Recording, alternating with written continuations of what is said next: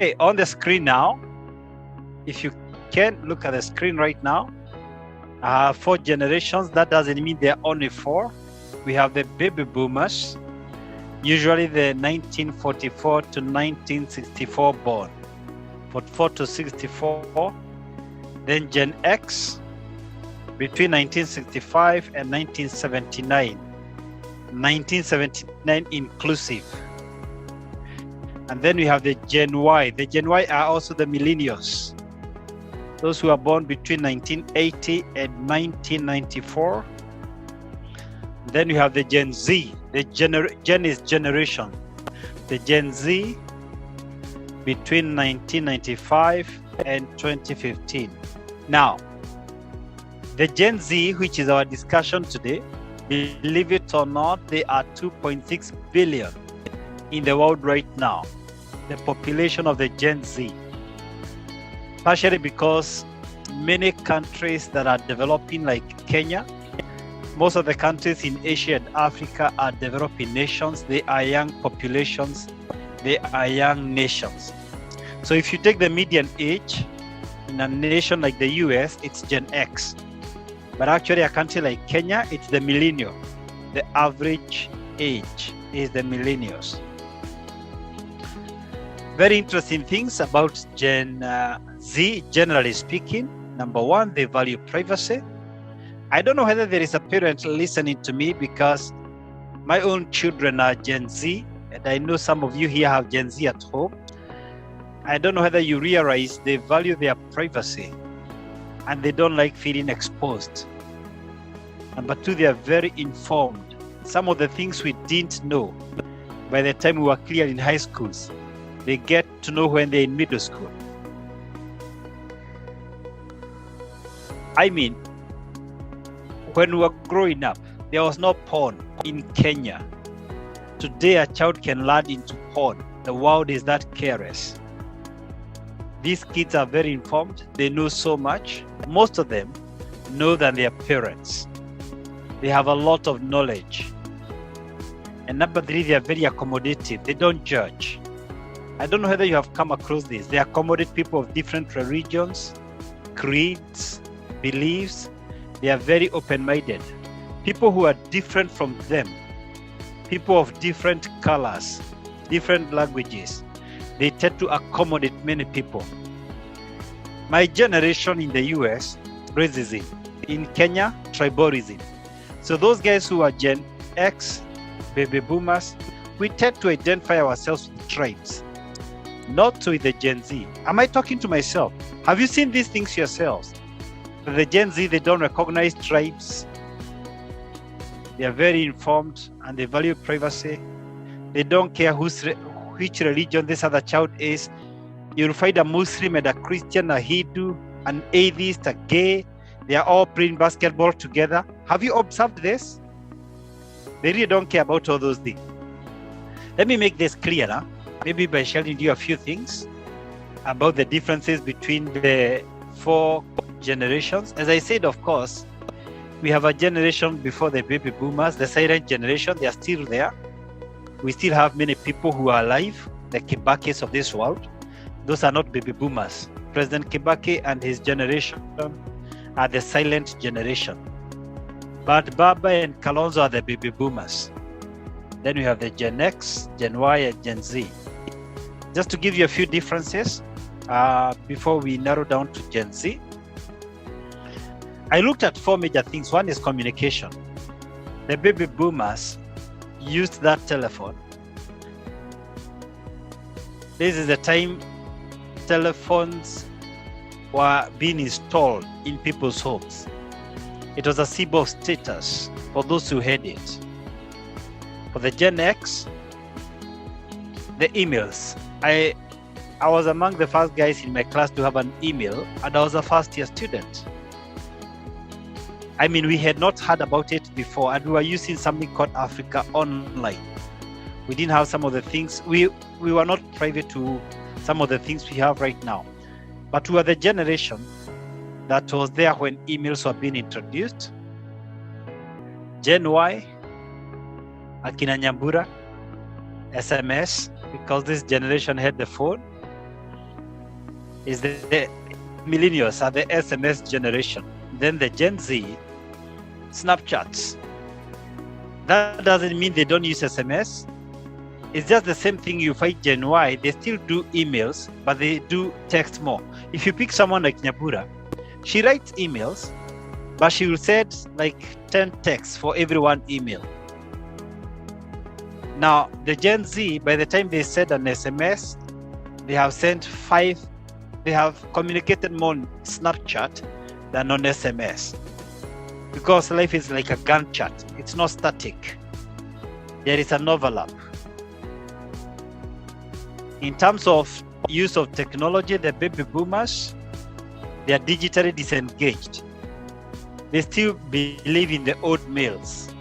Most of them, I'm not saying all of them, but generally speaking, most of them are disengaged. They are not very keen, they are not very interested with technology. Gen X, these are the digital immigrants. It's us, guys. We are the people who moved from the analog to the digital. We are the people who saw the transition. Like as I said, when I heard about email, it was a very shocking thing. So we are literally the immigrants. The millennials, they are natives. They take it for granted that we have things like emails and internet.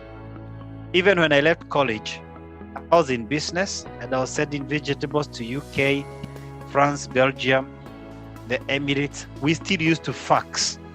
And since we didn't have fax machines in our houses, I still had to go to the CBD in Nairobi, where we have Nados, at the junction of Kimathi and Mamagena. That's where I used to send my fax to UK. And making a phone call was very, very costly. Now, the millennials don't understand that language because email was common day for them. They are digital natives. But for the Gen Z, they are not natives, they are addicts.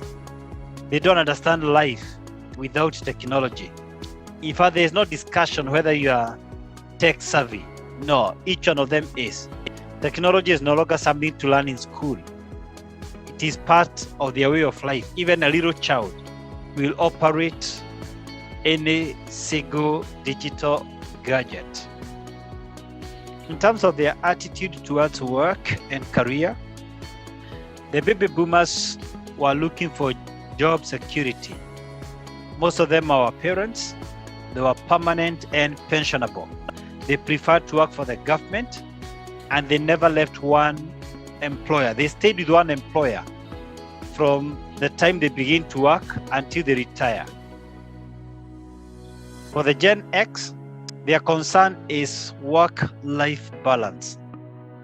For the millennials, they look for flexibility. That's their main concern. Can we have flexible working hours? But the Gen Z want freedom. They want to work from home, cruise ship.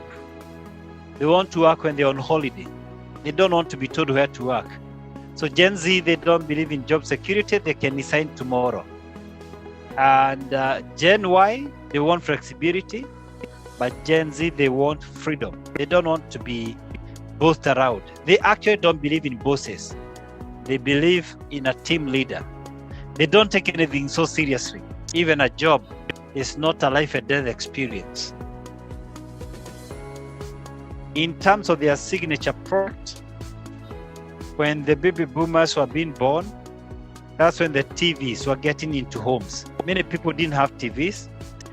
They didn't grow with TVs. So this is the product that was being introduced in that generation. For Gen X, my generation, it is the computer, the desktop, not the laptop. No. In fact, we had a computer lab in campus, and that's where I saw computer with my eyes for the very first time, even to touch it. And so that's what was being introduced in our generation. Where I was in college, they were brought by JICA, the Japanese agency. For the millennials, that's the generation that saw the phone. So they take the phone for granted. I didn't grow up with a phone. I touched a phone, a mobile phone, for the first time when I was a third-year student. It had a long aerial, very long aerial. And I used to be very excited for other students to see. Unfortunately, I didn't have anyone to call and there was no one to call me. A friend of mine by the name Erastus used to fake phone calls using my phone because there was no one to call and there was no one to call us. For the Gen Z, it's not just a phone, but a smartphone. Phones with 3 cameras, phones that are producing videos. They are doing wonders using their phones. So the Gen Y, when the phone was introduced, it was not a smartphone. It was not a computer, but the Gen Z, by the time they were getting to know their names and who they are, they could get into emails and social media right on their phone. The Gen Y, there was a transition from one phone to the other. But the Gen Z, by the time they were growing up, literally they were doing the smartphone. I hope you can identify with your generation using those 4 characteristics I've given. Can you identify with your generation? Does this make sense from your generation based on the 4 characteristics? Anyone who can confirm? John Maige Ken. I have, yeah, makes sense. John Getao. Sam, okay, fine. Pam, Kimwele. I have a lot of confirmations. Fantastic. Thank you so much. But first, let me give you just a few statistics about the kind of people we are discussing today. Just a few statistics. Now, response media indicates that, 1, the Gen Z, they showcase their aspirational selves on Instagram. My generation, we associate with Facebook. Basically, most of us, that's where we are. That's our social media platform. For the Gen Z, most of them are in Instagram. Now, the reason I'm mentioning these things is because you, as a trader, whether of goods or services, you need to know where these guys are found, because you need to get them at their own platform. So that's where they usually interact. Number 2, they share real life moments on Snapchat. I know many of us avoid these things, but if you're trying to target them, then that's where they share their moments. Can I ask a question? And I need us to be real and honest. Personally, I almost do nothing with Snapchat. How many listening to me this morning are like me? How many are guilty as charged? There is nothing you do on Snapchat. How many? How many are as guilty as charged? Available? Anyone else? Look, we are many of us. Beatrice, Jill, good. We are many of us. So what you've got to do, if you are going to target this generation, even if it's your staff members, like for me, I have people who ensure that we still do something on Snapchat, but that's not me. I'm not, to be honest, I don't even deal with it at all. But if you're targeting these guys, if your business is transgenerational, there is nothing, you cannot go around Snapchat. They glean information from FB. By the way, they still glean information from Facebook, but that's not their platform. But they want to know, they want to pick the gossip. So occasionally they will touch FB to see what's going on. But that 4% of them think FB is for ODs. In fact, my own daughter, who is 17, she calls me OD. And she hates FB completely. She's not even on FB. So some of these guys, according to Response Media, this is a research, they actually don't want to be associated with a platform for ODs like you and me. 71% use Snapchat daily. Daily, think about that. That's a very high percentage. That means only 29% are not using Snapchat. Remember, I gave you a disclaimer. We are talking of children from the middle class in the developing world, but all children from the developed world, the West in particular.